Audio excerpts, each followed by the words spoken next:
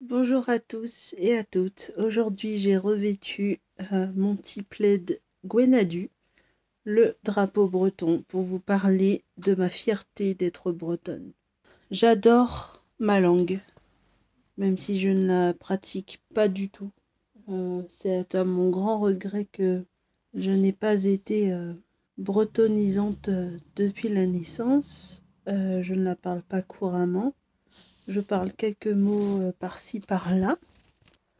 Vous allez voir, c'est vraiment pas un cliché, mais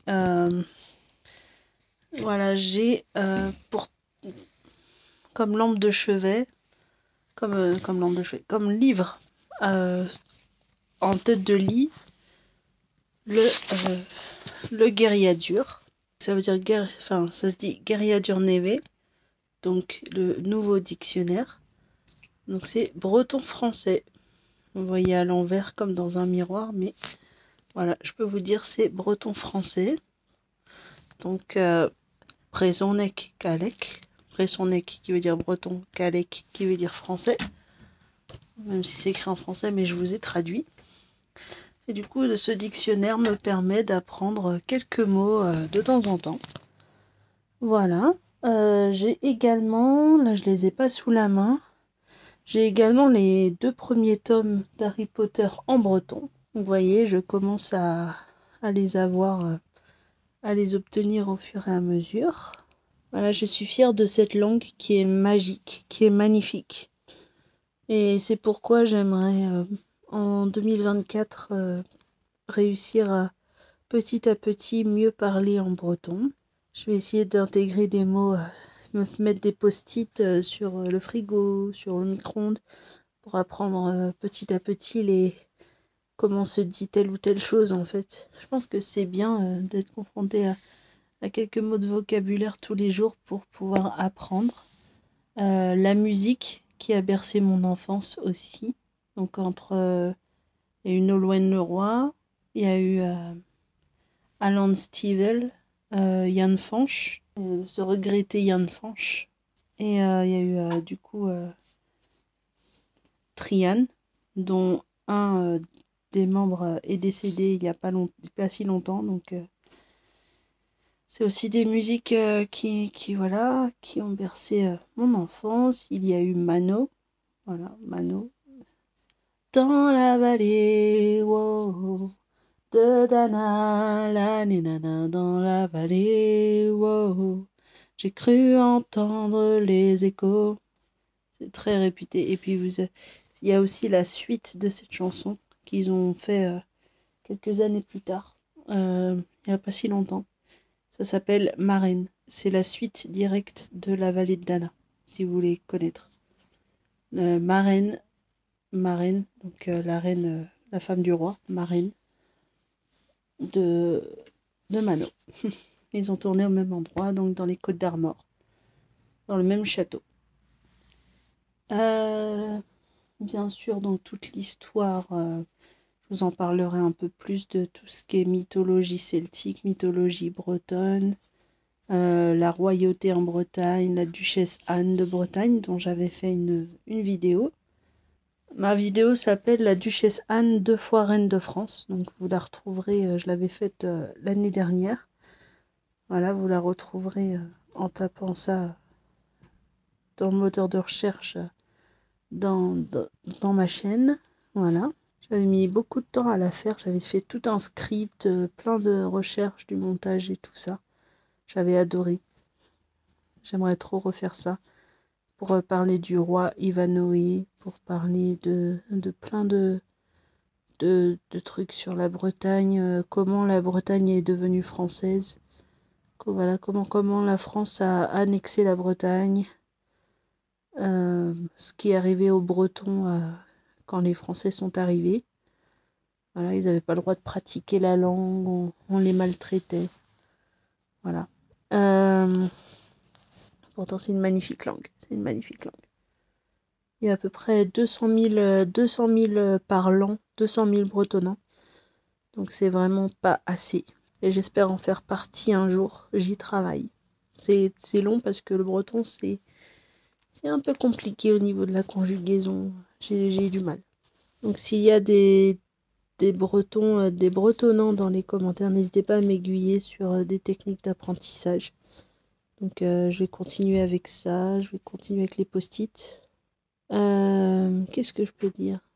Donc la musique, tout ce qui est culturel, les contes, tout ce qui est avec le folklore aussi, avec le... Comment ça s'appelle? J'oublie mes mots. Bref, je vous ferai plein de vidéos là-dessus, je pense. Là, je peux pas trop vous monter la vidéo, je vais aller me reposer. J'espère pouvoir reprendre les montages bientôt, ça me manque. Mais là, faire une vidéo par jour et tout ça, essayer de travailler, de me reposer aussi, bah, c'est pas facile à conjuguer. Déjà, j'arrive à vous sortir une vidéo par jour, je suis tellement contente. Nous sommes au Vlogwari numéro 20, donc il nous en reste 11. On s'approche de la fin. Mais je vous jure, c'est pas parce que je vous fais pas trop de montage pendant les Vlogwari que j'en ferai pas quand je sortirai 2 à 3 vidéos par semaine. J'ai vraiment envie d'évoluer sur ma chaîne. D'ailleurs, merci aux nouveaux arrivants. Nous sommes actuellement 384, donc encore 116 personnes à avoir pour atteindre les 500. Donc ça s'approche, ça s'approche. Et du coup, la Bretagne, c'est une région magnifique. Oubliez tous les clichés que vous avez sur la Bretagne, comme quoi il pleut tout le temps. C'est vraiment pas vrai. Il faut vraiment y vivre pour comprendre. Et franchement, les Bretons sont d'un naturel partageur. Les Bretons sont d'un naturel partageur. Vraiment, beaucoup ont le cœur sur la main. On n'hésite pas à aider nos proches. Voilà. Je vais essayer quand même de faire un peu de montage sur cette vidéo. Je vais pas faire ma feignasse et après je me reposerai. Et franchement, voilà. J'ai tellement de choses à dire que j'arrive pas à dire grand chose. Mais c'est une région très riche au niveau musical, au niveau des contes aussi. J'essaierai de vous en faire des petits contes bretons à la façon d'une conteuse digne de Brocéliande. J'essaierai de vous faire ça. Je vous parlerai de la mythologie, donc avec les déesses et les dieux bretons. J'essaierai de vous parler aussi donc de toute la musique, l'histoire derrière les musiques bretonnes.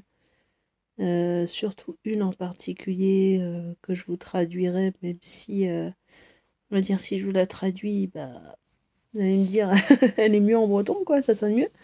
Euh,